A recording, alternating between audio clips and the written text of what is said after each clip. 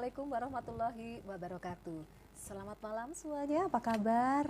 Ayah bunda serta keluarga tercinta, jumpa lagi dalam acara Plong Apa Kata Dokter edisi malam hari ini. Bersama saya Ellen Pratiwi. Dan acara ini merupakan persembahan TVRI Pro 2 Jawa Timur yang didukung juga oleh Rumah Sakit Ibu dan Anak Kendang Sari dan Kendang Sari Mer. Juga untuk malam hari ini didukung oleh Butik Rasida Alam.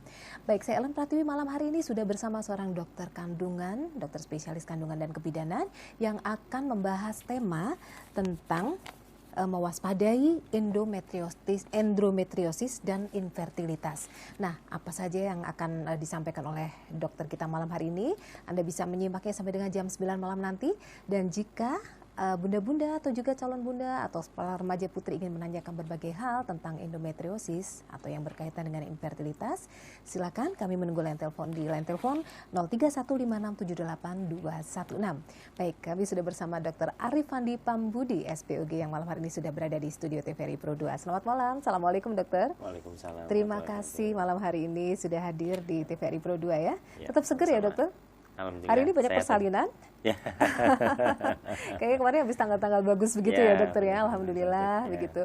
Ya, malam hari ini ada tema khusus yang dokter akan sampaikan yang tentunya akan sangat bermanfaat bagi para wanita, baik yang sudah menikah, mau menikah, atau juga untuk bunda-bunda yang bisa menginformasikan kepada putri-putrinya yang berkaitan dengan endometriosis dan kaitannya dengan infertilitas. Tapi untuk yang pertama kali biasanya kita awali dengan apa pengertian dari tema kita malam hari ini, yaitu endometriosis. Silakan dokter ingin menyampaikan dan bisa disampaikan langsung kepada pemirsa kita. Baik, ya. Sebelumnya saya sapa dulu pemirsa sekalian, semoga kita semua dalam kondisi yang sehat walafiat ya. Amin. Oke. Ya. Jadi tema yang akan saya bawakan pada malam hari ini adalah mengenai endometriosis. Jadi perlu disampaikan bahwa endometriosis itu adalah jaringan endometrium atau jaringan yang berada di dalam lapisan rahim yang dia tumbuh di luar jaringan rahim itu sendiri. Ya. Jadi mestinya dia hidup di dalam rahim, tapi dia tumbuh di luar rahim. Begitu ya, dokter ya. Kasus ini sekarang makin marak, ya, makin banyak karena sering terjadi terutama pada usia-usia yang reproduktif. Yang masih subur ya. Yang masih subur. Sejak mens begitu? Sejak mulai menstruasi ya, sampai menjelang atau menopause. Ya. Jarang sekali pada menopause, jarang sekali. Ya, tapi terutama pada usia reproduktif. Angkanya cukup tinggi, hampir 6 hingga 20% dari seluruh populasi wanita. Oh, Indonesia. Begitu ya. Ya. Dan yang perlu diwaspadai di sini atau perlu dimengerti di sini adalah bahwa ada dua keluhan yang paling sering. Yang pertama adalah nyeri pada saat menstruasi, dan yang kedua adalah infertilitasnya sendiri. Jadi nanti ada kaitannya nanti ya. Ada kaitannya yang lanjut. Tapi yang paling banyak adalah nyerinya.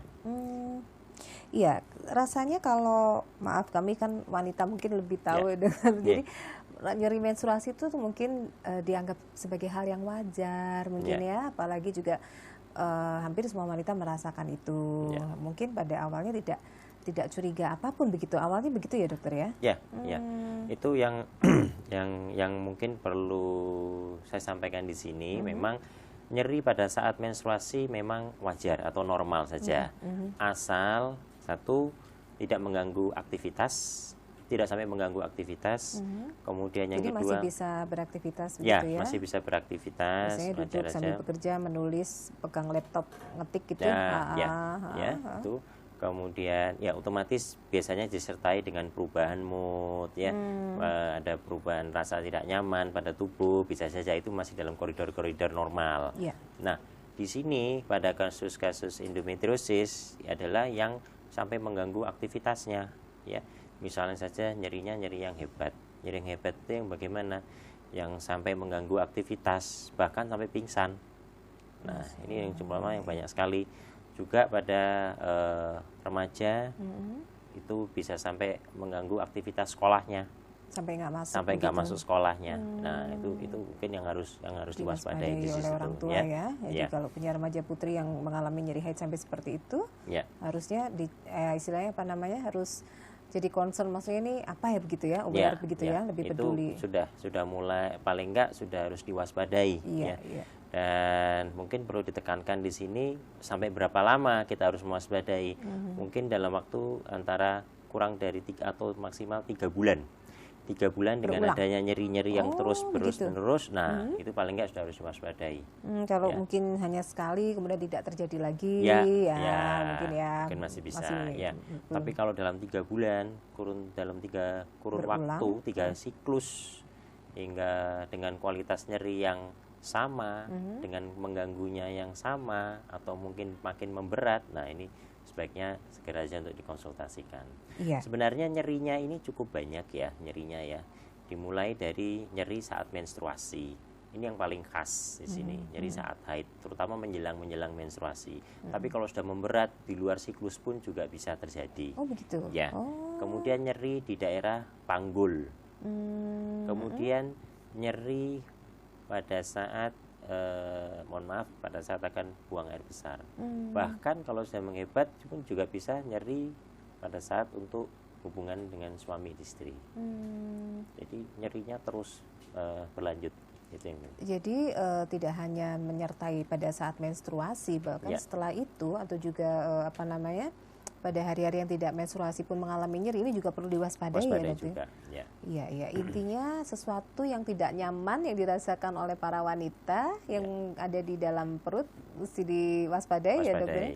Nah, ini seberapa parah dokter? Misalnya sekarang ini ditemukan gitu ya, tadi mungkin berapa persen ya itu di usia-usia reproduksi itu. Nah, itu kan ketemunya kalau mereka kontrol ya, ini kan pasti banyak yang juga maksudnya nggak peduli, maksudnya disimpan gitu, takut mungkinnya mereka periksa begitu, gimana dokter?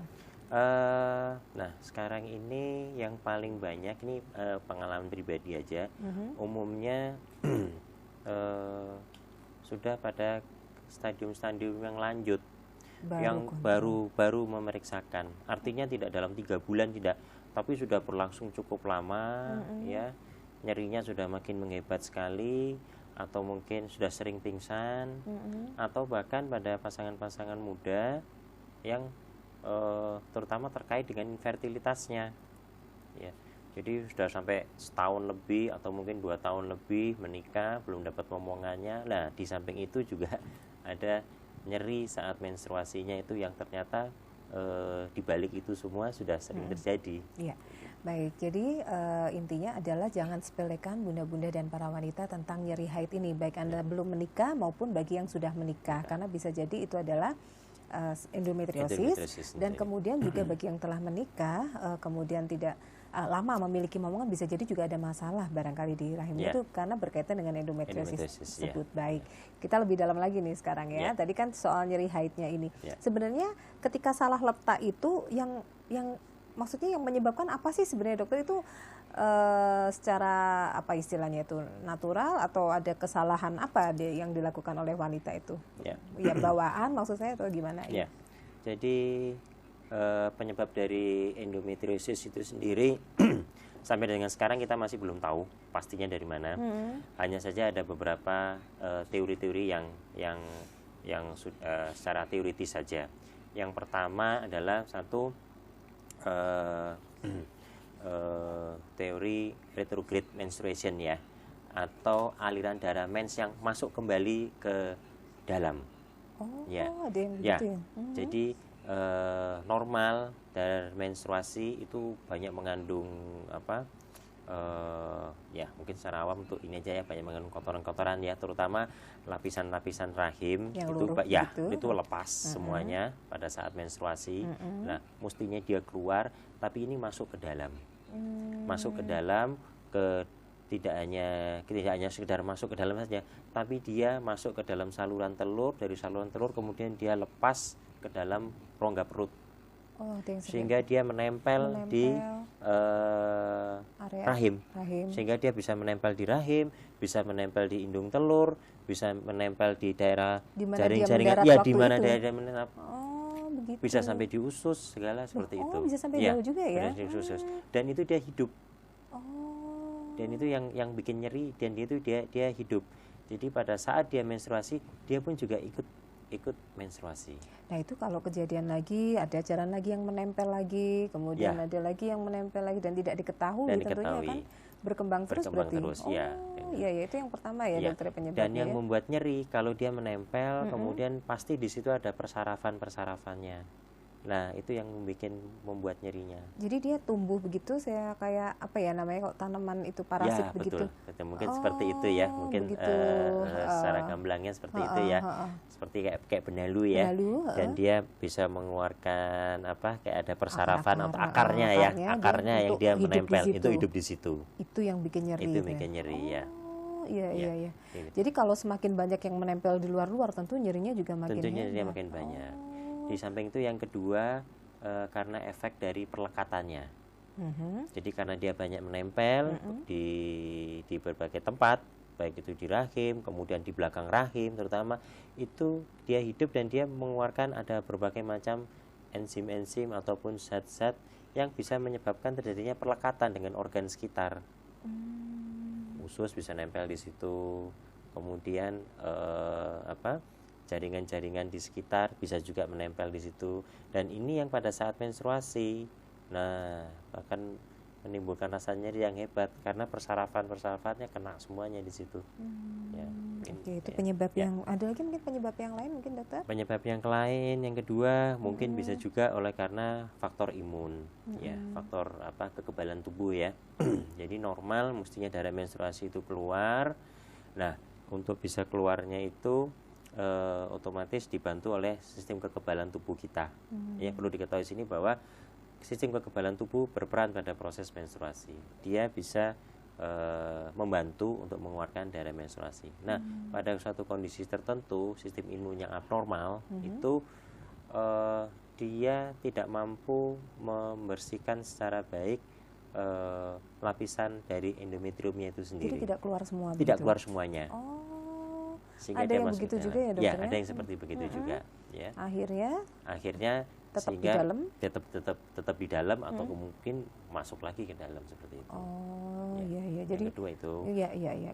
Kemudian yang ketiga oleh karena ini yang paling banyak adalah pengaruh hormonal. Pengaruh hormonal, teori hormon ini disebut dengan estrogen dependent disease. Jadi endometriosis estrogen dependent disease. Jadi dia terkait dengan hormon estrogen atau hormon estrogen itu adalah hormon kewanitaan. Ya. Dia hidup berdasarkan istilahnya dapat makan dari hormon estrogen itu sendiri. Ya. Jadi karena dia terkait dengan hormon estrogen, maka dia bisa makin tumbuh seperti itu. Begitu. Jadi kan hormonnya terus mensuplai terus mensuplai. Ya. Tapi semua ini sebenarnya saling terkait. Semuanya saling bisa jadi 1, 2, 3 ini1, barengan. 2, 3 ini bisa jadi bersamaan. 1, 2, 3 ini bersamaan. Jadi pastinya kita belum tahu. Dan yang terakhir genetik. Ada faktor genetik juga. Ada faktor genetik juga. Jadi kalau misalnya ibu, nenek mungkin ada keturunan seperti itu? Itu juga bisa seperti itu. Sebenarnya mungkin secara teoritis hampir 70-80% pada setiap wanita mesti selalu ada darah mens yang masuk ke dalam. Tapi tidak semua bisa menjadi endometriosis. Jadi ada yang tidak berbahaya maksudnya? Atau tidak menempel gitu? Ada yang tidak bisa menimbulkan endometriosis pada satu individu tertentu, pada satu wanita. Tapi ada satu wanita yang bisa menimbulkan endometriosis. Ini kita juga ini kita masih tanda tanya di sini, betul. Memang ini kita masih belum mengetahui secara pasti penyebabnya dari mana. Itu seperti apa. Nah, kalau misalnya ini tadi kita memulai dari awal ini ya, langkah awal misalnya ada 3 bulan seorang gadis atau wanita merasakan nyeri itu, biasanya tindakan apa yang dilakukan oleh dokter? Langsung memeriksa dalam kah atau apa? Kan ini biasanya para gadis remaja kalau diminta ke dokter kandungan gitu agak ngeri-ngeri gitu kan. Maksudnya nanti aduh nggak enak nih dilihat banyak orang, tuh ada ketakutan tersendiri. Ini nanti diperiksa apanya ya begitu. Mungkin begitu, dokter. Baik, jadi masuk ke dalam terapi. Terapi yang pertama itu adalah kita menghilangkan nyerinya terlebih dahulu. Ya. Jadi nomor 1 itu yang paling banyak dikeluhkan adalah nyerinya. Kemudian yang kedua, kalau sudah pasangan ini sudah menikah, baru untuk masalah infertilitasnya kalau memang mengganggu, tapi yang terutama adalah masalah nyeri. Ya. Untuk terapi kita juga melihat kondisi dari pasien tersebut, ini usia reproduktif yang sudah menikah atau belum. Beda Ya, jadi nanti beda. Jadi apa arah tujuannya macam-macam ya. Sudah menikah atau belum.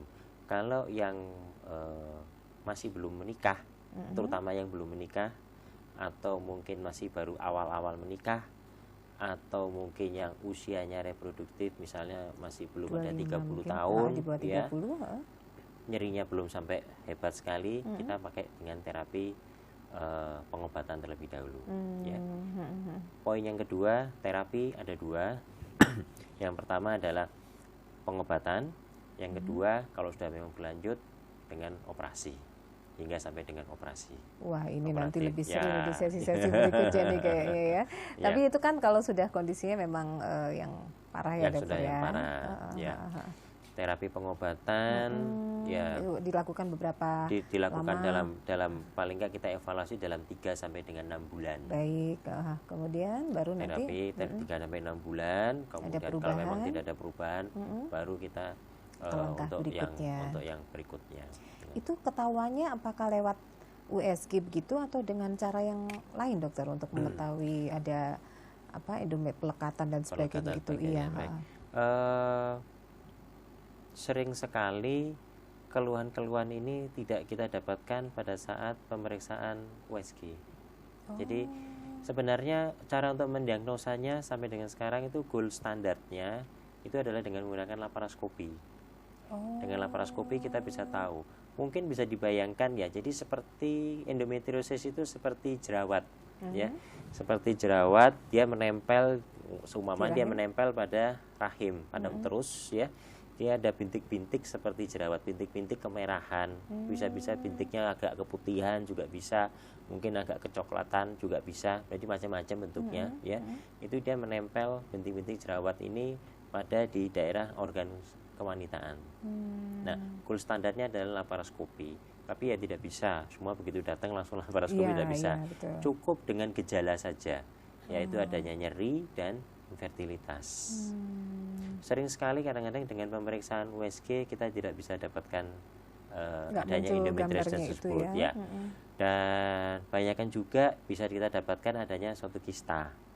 Tapi kista ini mengandung cairan endometriosis. Bisa juga seperti itu. Ini beda lagi ya. Beda maksudnya lagi. Nanti kalau misalnya bunda-bunda atau juga para wanita ini masih awam, ini bedakan dengan kista, berbeda sekali ya. Iya. Jadi begitu. Tapi ya itu yang paling utama adalah keluhannya dari nyerinya dan dari infertilitasnya. Terutama nyerinya dulu yang harus kita atasi. Baik. Nyeri yang dalam hal ini sampai tidak bisa beraktivitas dan berlangsung minimal 3 periode. Atau 3 bulan masa haid ya. Baik. Iya, dan kita langsung bersama penelpon ya, dokter ya. Baik, kita sapa dulu. Halo, selamat malam. Halo. Ya, dengan Mbak siapa? Dari Eva di Surabaya. Eva di Surabaya. Baik, pertanyaannya apa Mbak Eva? Dokter, saya mau tanya, kalau waktu menstruasi itu sakit 2 hari itu kan kayak nyeri gitu di perut. Ibu saya itu ada endometrium. Takutnya saya itu juga bisa kena gitu ya, dokter. Itu emang berpengaruh nggak, dok? Maaf, bisa diulang sedikit lagi ya Mbak ya, yang lebih singkat lagi karena suaranya lembut sekali Mbak Eva ini. Silakan Mbak Eva. Kan gini, saya kan kalau misalnya saya menstruasi itu kan 1 atau 2 hari kan biasanya sakit, nyeri. Nah, ibu saya itu juga terkena CA endometrium, takutnya kan berpengaruh gitu. Paham dokter ya. Atau ada yang mau ditanyakan, dokter? Kalau itu berpengaruh nggak sih, dok? Kayak CA endometrium bisa menurunkan ke anaknya? Maksudnya dengan CA endometrium ya, Bu Eva? Iya. Oh, ada keluarga yang terkena CA endometrium? Ibu. Oh. Iya. Iya, sudah dioperasi dan sudah di kemo. Hari ini Ibu masih sehat, Mbak? Iya, alhamdulillah. Iya. Mohon maaf, Ibu usia berapa ya ini ya? Siapa? Ibundanya usia berapa? 53. 53. Kalau Mbaknya usia? 23. 23, baik. Tadi ada kekhawatiran begitu Iya, ya. Iya. Iya. Kalau haid maaf tadi nyerinya hanya 1-2 hari saja Mbak, tapi berulang Iya, atau? 1-2 hari Mm-mm. itu udah hilang. Oke, tapi masih bisa beraktivitas, bekerja, Oh, bisa. masih bisa naik kendaraan begitu? Iya, bisa. Oh iya, baik didengarkan penjelasannya nanti Iya, lewat televisi ya Mbak. Terima kasih, selamat malam Mbak Eva. Iya. Iya baik. Oh karena kita mesti break dulu dokter. Ya. Dokter siapkan jawabannya untuk Mbak Eva, mungkin juga untuk para pemirsa yang lain ya. Baik ayah bunda serta keluarga tercinta, sebelum kita lanjutkan kembali peluang apa kata dokter edisi malam hari ini, Anda simak dulu yang berikut ini. Pro 2 saluran digital TVRI Jawa Timur, Senin malam, pukul 20 waktu Indonesia Barat. Plong, ngobras, ngobrol bareng komunitas. Jadi gimana? Maksudnya kekeluargaan di sini kan kalau misalnya ada beberapa komunitas yang ketika mereka kopdar yang Oke, saya ajar nanti. Berbagai komunitas akan membuka wacana Anda tentang unik dan indahnya dunia komunitas dan bisa pula berinteraksi dengan pelaku-pelakunya. Pukul 21 WIB, Music for You, genre EDM, Electro Dance Music. Genre musik yang banyak diminati anak muda juga ada di Pro 2 TVRI Jatim. Anda bisa request dan memilih lagu dan berinteraksi langsung dengan pembawa acara yang akrab. kalian lagunya.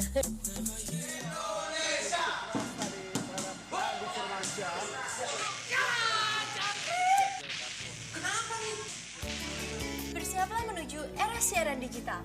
Gambar TV lebih bersih, suara lebih jernih. Gak perlu ganti TV baru, cukup pasang set-top box. Ayo, dukung Indonesia, dukung TV digital. Boleh ikutan nonton gak? Bro, ini sih bukan jangkrik, cantik. Dipersembahkan oleh Kominfo dan TVRI.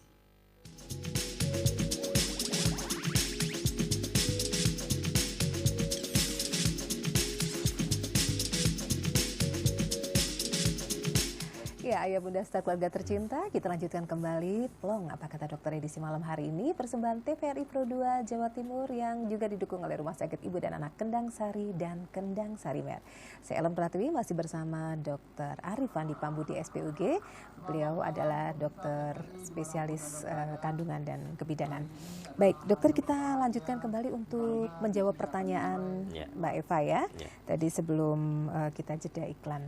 Nah ini tadi pertanyaannya kah ibundanya mungkin mengalami apa namanya itu kalau istilah awamnya apa ya dokter, CA endometriosis, kanker rahim ya, kanker gitu rahim ya. gitu. Dan Mbak Eva ini juga mungkin merasa khawatir apakah nanti bisa menurut apa namanya menurun dari ibunya begitu, bagaimana? Iya. Baik, jadi ini ada dua hal yang mungkin perlu diwaspadai ya Mbak Eva ya. Satu, dari masalah nyeri haidnya itu sendiri. Untuk masalah nyeri haid, coba untuk diamati dalam waktu 3 siklus ini. Seperti yang sudah saya sampaikan, apakah sangat mengganggu sekali terhadap aktivitas apa enggak. Ya. Kemudian yang kedua adalah kualitas nyerinya. Dan yang ketiga adalah bagaimana dengan siklus menstruasinya. Apakah teratur apa enggak. Paling enggak minimal setiap sebulan 1 kali atau tidak. Nah itu 3 hal itu coba untuk diamati. Kalau memang ternyata nyerinya tidak sampai mengganggu sekali untuk aktivitas, ya, kemudian tidak sampai nyeri hebat yang makin lama makin bertambah, atau sampai pingsan dan lain sebagainya, ya, dan siklusnya teratur, ya, saya rasa mungkin masih dalam koridor normal ya. Nah, kemudian yang kedua, poin kedua adalah perlu diwaspadai bahwa CA endometrium ini bisa terjadi karena faktor genetik, ya, keturunan, sehingga perlu diwaspadai juga. Mungkin tidak ada salahnya untuk check up rutin aja ya, check up rutin aja untuk mengetahui kondisi organ reproduksinya untuk Mbak Eva. Ya, mudah-mudahan tidak ada apa-apa, ya, gitu ya. Dan memang agak sulit, terutama pada wanita yang mungkin belum menikah ya, untuk mengetahui adanya CA endometrium banda ya, dan juga mungkin kasusnya juga nggak terlalu banyak Tapi cuman dalam periode-periode sekarang katanya sudah mulai agak meningkat dari si endometrium itu sendiri, ya. Jadi tetap untuk diwaspadai bahwa ini adalah bersifat genetik atau keturunan. Ya, jadi kayak Mbak Eva perlu mewaspadai, dan nanti jika Mbak Eva menikah barangkali mungkin bisa sekalian juga melakukan kontrol ke dokter kandungan, karena kalau sudah menikah mungkin bisa dilakukan pemeriksaan lanjutan, screening terlebih dahulu. Mudah-mudahan Mbak Eva sehat selalu dan juga ibundanya juga sehat ya. Terima kasih sudah berinteraksi di acara ini, dan informasi dari Dokter Arifandi tadi cukup bisa membuat Mbak Eva lebih paham dan lebih tenang sekarang ya. Saya juga nyerinya nggak terlalu parah ya, katanya masih bisa beraktivitas, mudah-mudahan tidak ada masalah. Baik, kita lanjutkan kembali ya dokter ya. Kita membicarakan tentang mewaspadai endometriosis dan hubungannya dengan infertilitas. Mungkin soal nyeri-nyeri tadi sudah agak panjang juga kita bahas di sesi yang pertama. Ini yang kedua lebih dalam, yang agak lebih horor lagi, karena ini hal yang agak ditakutkan bagi kaum wanita karena berkaitan dengan infertilitas. Hubungannya antara nyeri tadi, kemudian ada bintik-bintik yang ada di luar rahim tadi, itu hubungannya apa dengan infertilitas? Kenapa bisa membuat wanita mempunyai peluang untuk itu, dokter? Ya, jadi gejala yang kedua adalah infertilitas. Mengapa demikian? Karena endometriosis itu adalah jaringan endometrium dan dia hidup, ya. Perlu diketahui sini bahwa dia hidup. Karena dia hidup, dia akan memproduksi berbagai macam hormon-hormon, ya. Akibat memproduksi berbagai macam hormon sehingga bisa menimbulkan suatu reaksi keradangan. Jadi mirip-mirip keradangan, terutama yang terkait dengan siklus menstruasinya ya. Dia hidup terutama dengan siklus menstruasi, atau mungkin di luar siklus menstruasi pun karena terkait dengan hormon estrogen tadi, dia mengeluarkan berbagai macam hormon. Nah, hormon ini dapat menimbulkan nyeri. Kemudian apabila nyerinya berlanjut bisa menimbulkan pelekatan dengan organ sekitar, ya. Kemudian juga terjadi proses keradangan, ya. Kayak kita habis jatuh kan pasti bengkak ya. Nah, itu mirip-mirip seperti itu, keradangan. Akibat keradangan tersebut bisa menyebabkan pelekatannya juga. Ini semua terkait ya. Dan yang ketiga adalah keradangan ini dapat mengganggu organ-organ reproduksi seorang wanita tersebut, dimulai dari saluran telurnya mengalami gangguan, saluran telurnya mengalami pembengkakan, bisa di situ ya. Kemudian mengganggu pertumbuhan dari sel telur itu sendiri, kemudian mengganggu lagi dari kondisi rahimnya itu sendiri. Jadi cukup banyak yang terganggu, apalagi kalau sudah terjadi pelekatan. Nah, pengalaman sekarang yang paling banyak terjadi setelah melakukan screening, melakukan terapi segala sampai dengan operasi, itu ternyata pelekatannya yang sudah timbul. Pelekatan itu jadi rahim, kemudian ada saluran telur, itu posisi sudah tidak beraturan, semua sudah ada yang tertekuk, ya, lapisan saluran telurnya itu tertekuk, saluran telurnya bengkak, kemudian rahimnya menjadi tertekuk ke belakang, ya. Jadi sudah posisinya sudah tidak beraturan. Bisa sampai begitu. Bisa sampai seperti itu. Apalagi ada faktor-faktor eksternal yang dilakukan karena nyeri. Nah, ini mungkin perlu diwaspadai adalah kemudian dilakukan pemijatan. Oh, ya. ini biasanya ada apa namanya yang tradisional begitu ya, terapi mungkin alternatif ya, terapi alternatif, betul. Mungkin sekali dua kali dengan dipijat enak. Nah, makin lama dengan dipijat makin tambah nyeri. Karena nah, ini karena pelekatannya makin hebat ya, makin lengket begitu. Ya. Hati-hati ya, aduh ini ngeri sekali kalau udah seperti itu. Jadi itu yang menyebabkan jadi seorang wanita menjadi infertil. Oh, begitu. Nah, ini makanya ini gawat sekali ternyata ya endometriosis nih ya, tidak sesederhana itu ya. Jadi dengan nempelnya itu dia kemudian hidup, kemudian mengganggu organ-organnya wanita itu. Nah, itu gimana ya dokter ya? Apakah masih bisa diterapi ya untuk kondisi-kondisi seperti itu ya? Yang sampai misalnya ada stadium, misalnya ada istilah-istilah seperti itu mungkin dokter yang masih bisa diselamatkan? Mungkin pada stadium-stadium awal responnya masih baik ya. Artinya nyeri baru ada saat awal, atau mungkin sudah sampai pada infertilitas, tapi belum sampai yang jauh sekali, menempel-nempel ya, tadi itu ya. baru setahun atau mungkin 2 tahun ya, dengan usia yang masih muda ya. Nah, mungkin masih bisa menimbulkan, masih memberikan Diperbaiki prognosis yang baik ya untuk pengobatannya, untuk terapi nyeri dan infertilitasnya ya. Tapi pada stadium-stadium yang sudah berat ya, yang sudah sampai pingsan berkali-kali, kemudian mungkin ya, baru menikahnya juga cukup lama, apalagi ditambah dengan usia yang sudah cukup agak lanjut ya untuk pasangan reproduksi ya. Nah, ini mungkin agak prognosisnya kurang begitu baik ya. Jadi bisa semakin kecil peluangnya semakin kecil ya, tapi jangan berkecil hati, masih tetap bisa diusahakan ya, masih tetap nah, bisa. sebenarnya gini, saya kalau ngebayangin ya, itu ngambilin yang di luar itu gimana sih sebenarnya dokter, maksudnya nyabutin parasit tadi yang nempel-nempel itu ya prinsipnya kalau biar dengan dia terapi nggak tumbuh di situ ya, gitu. betul, ya. Prinsipnya dengan menggunakan terapi pengobatan ya, kalau terapi pengobatannya tepat ya, itu prinsipnya adalah dibuat ke dalam kondisi yang hipoestrogen. Jadi dengan pengobatan selama beberapa siklus menstruasi ya, itu hormon estrogen itu akan dibuat rendah.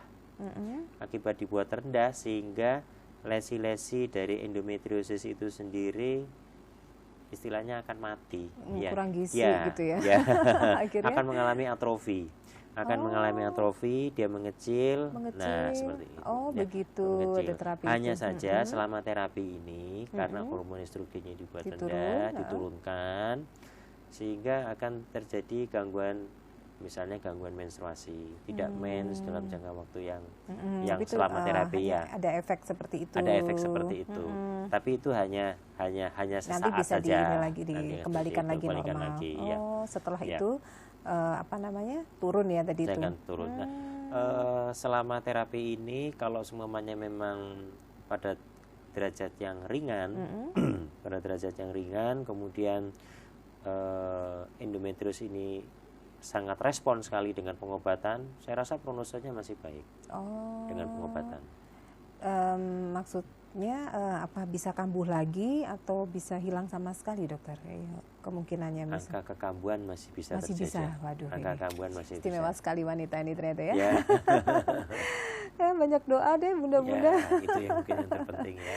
Iya, jadi dengan itu yang terapi yang paling mudah terlebih dahulu ya dokter, dari awal ya. Terapi awal ya. Supaya itu nyaluruh begitu ya. Atau mungkin kalau memang sudah karena derajatnya berat, kemudian faktor usia, mengejar dari segi infertilitasnya, mungkin tidak tidak pengobatan dulu, bahkan mungkin bisa sampai operasi.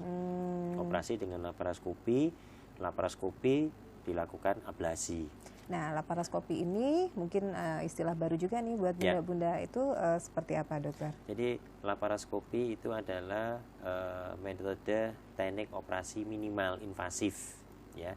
Jadi dengan menggunakan sayatan yang kecil, di bawah pusar, kurang lebih sekitar 1 cm, kemudian kita masukkan alat, ya, kayak kita masukkan alat, gitu, ya, kecil. kayak selang ataupun itu, kemudian kita lakukan istilahnya diteropong ya, peneropongan. Nah, itu kita lihat secara pasti lokasi dari endometriosisnya itu di mana. Nah, kalau semuanya kita bisa temukan lokasi endometriosisnya di beberapa titik, kemudian langsung kita lakukan ablasi. Ablasi itu jadi artinya istilahnya di counter atau mungkin dipanasi ya, langsung dimatikan, langsung dimatikan lesi-lesi endometriosisnya itu langsung dimatikan. Kemudian kalau ada pelekatannya mungkin tidak terlalu berat sekali atau apa, itu langsung dibebaskan, bisa dilepaskan, dan langsung dinilai kondisi organ reproduksi wanita itu gimana.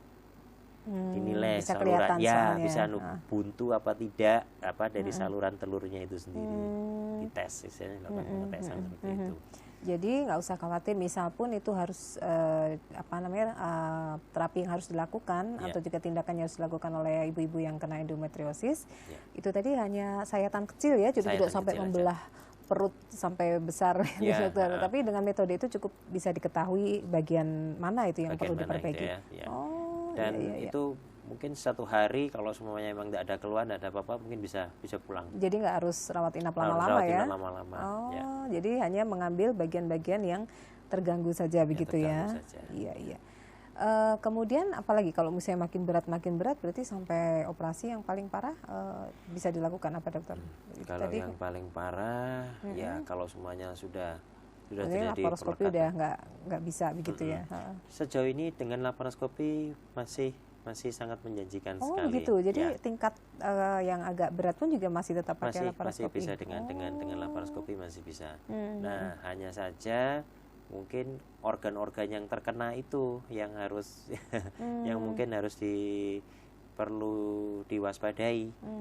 Seberapa parah terjadinya perlekatan atau terjadinya kerusakan pada Misalnya di organ-organ yang bagian kena. usus, di bagian yang seperti bukan itu. rahim ya? Ya. Itu kalau memang ternyata memang kerusakannya cukup parah, misalnya saluran telurnya sampai terjadi pembengkakan yang hebat, Yang peradangan tadi ya? Peradangan yang hebat, kemudian pelekatan yang hebat juga dan sangat mengganggu untuk infertilitasnya, ya mungkin terpaksa diambil. Oh begitu Atau ya? mungkin ditemukan di situ ada pembengkakan juga dari indung telur atau jadi kista yang terisi cairan endometriosis juga, ya terpaksa untuk diambil. Lain tergantung tingkat keparahannya. Jadi tiap wanita mungkin akan berbeda. Ini kan dokter hanya mengilustrasikan kondisi yang paling sederhana sampai dengan yang paling parah. Mudah-mudahan nggak banyak yang begitu. Iya. Tapi kesempatan masih ada. Makanya begitu nyeri yang awal-awal ini memang harus diperiksakan ya dokter ya. Kalau misalnya maksudnya dari